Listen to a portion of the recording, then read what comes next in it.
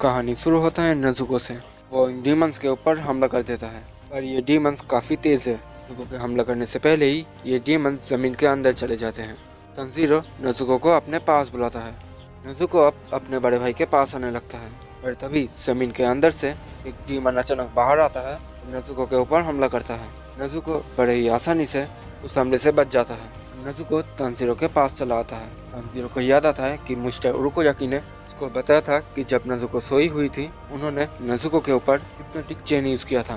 Tanjiro को ये भी याद आता है कि मिस्टर उरुकोयाकी ने उसको पहले ही बोल दिया था कि नजुको अब कोई कमजोर बच्ची नहीं है, वो एक डीमन है, इसलिए वो बहुत ज्यादा ताकतवर है और वो अपनी रक्षा खुद कर सकता है।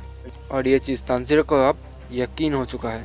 तभी एक चीज तंजीरो के पैरों के नीचे से बाहर आता है और ये वही चीज है। जमीन के अंदर चले जाते हैं और एक डीमन जमीन के बाहर आ जाता है। अब तंजीरो सोचता है कि वो इन दोनों की बचाने की जिम्मेदारी नजुको के ऊपर देगी ताकि वो अच्छे से डीमन से लड़ाई कर पाए, और वो ऐसा ही करता है और वो नजुको के ऊपर इन दोनों की जिम्मेदारी देके उस चीज के अंदर जाने लगता है। तांजीरो अब एक दलदल के अंदर है। वो दोनों डीमंस तांजीरो को देख के बोलता है उसको यहाँ पे नहीं आना चाहिए था, क्योंकि इधर हवा कम है, इधर चारों तरफ पानी है। पर ये डीमंस नहीं जानते कि तांजीरो ने माउंट सिगड़ी पे ट्रेनिंग किया है और वहाँ पे भी हवा कम था। तांजीरो के पास ऐसा हथियार है जो पानी के अंदर अपनी पूरी ताकत दिखाता है। अब तांजीरो और उन दोनों डीमंस की लड़ाई शुरू हो चुका है। वो दोनों डीमंस तांजीरो के ऊपर हमला करता है, वो भी एक साथ। अब तांजीरो आखिरी हमले के लिए तैयार है। वो फिर से धागे की गंध को महसूस करता है। Total concentration, water bathing, sixth from wire pull. और इस हमले से वहाँ पे एक तूफान आ जाता है और इस हमले से उन दोनों डीमंस का सर कट जाता है। अब वो दोनों डीमंस जा चुके हैं। तांजीरो एक कपड़े का टुकड़ा उठाता है और ऊपर जाने लगता है। इधर ऊपर नजुको उस बचे हुए डीमन से लड़ रहा है। नजुको ताकतवर है, वो उस डीमन को मारने लगता है, और ये डीमन जल्दी ही नजुको के सारे हमले झेल जाता है और नजुको को ही घायल कर देता है।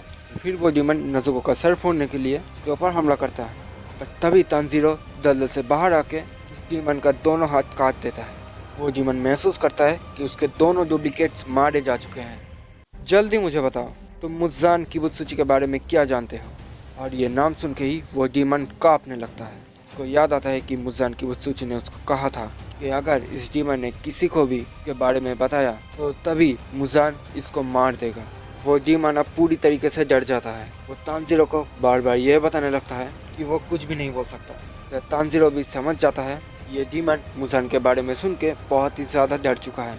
तभी उस डीमन का हाथ ठीक हो जाता है और वो तांजीरो के ऊपर हमला करता है। तांजीरो एक ही वार से उस डीमन का सर काट देता है। तांजीरो देखता है कि नजुको सो चुकी है। वो नजुको को फिर से उस बक्से के अंदर डाल देता है और अब तांजीरो मिस्टर काजुमी के पास आते हैं। वो देखता है कि मिस्टर काजुमी अभी भी रो रहा है।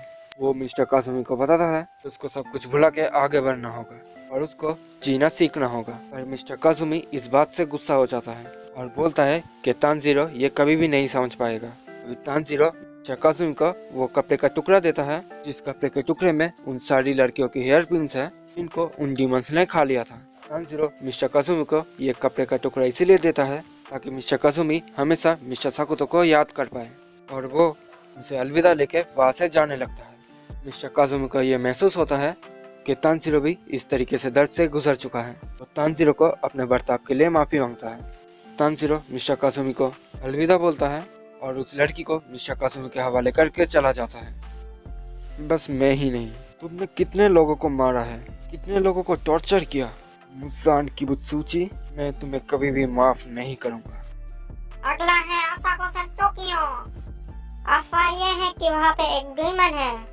क्या मुझे अभी जाना होगा? हाँ। क्या मैं एक मिनट रुक भी नहीं सकता? नहीं, जल्दी जाओ। ओ चलो भी, मुझे कम से कम थोड़ी देर रुकने तो दो। चुप करो और अभी के अभी जाओ।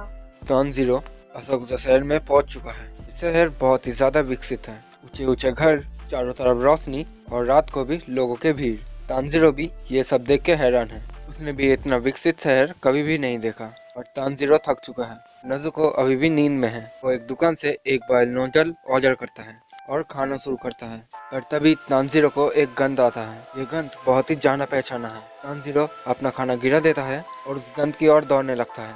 ये वही गंध है जो उस दिन तांजीरो के घर के पास था, जिस दिन उसका पूरा परिवार मरा था।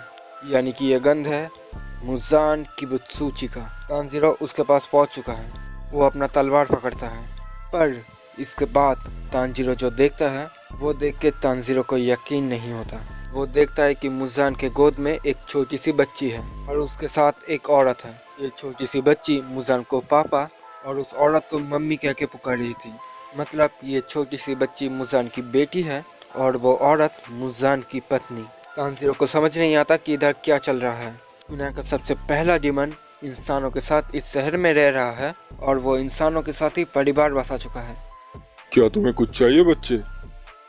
डियर, ये कौन है? मैं नहीं जानता, मैं इससे पहली बार मिल रहा हूँ। शायद इसने मुझे कोई और ही समझ लिया होगा। तभी मुजान एक आदमी के गर्दन को नोच देता है। वो इतना तेज है कि आसपास के लोग तो क्या, तानजीरो भी ये चीज़ देख नहीं पाता और इस घाव की वजह से वो आदमी डीमन बन जाता है। वो आदमी अपने बीवी के साथ था और डीमन बनने के बाद वो अपने बीवी के ऊपर ही हमला करता है। तानजीरो उन दोनों को बचाने उनकी तरफ जाने लगता है और उस औरत के दर्दनाक चीख से ये एपिसोड ख़त्म होता है। तो यही था एपिसोड 7 की पूरी कहानी। अब अगर तुम्हें इस एपिसोड की कहानी अच्छा लगा तो इस वीडियो को लाइक, कमेंट और शेयर करो।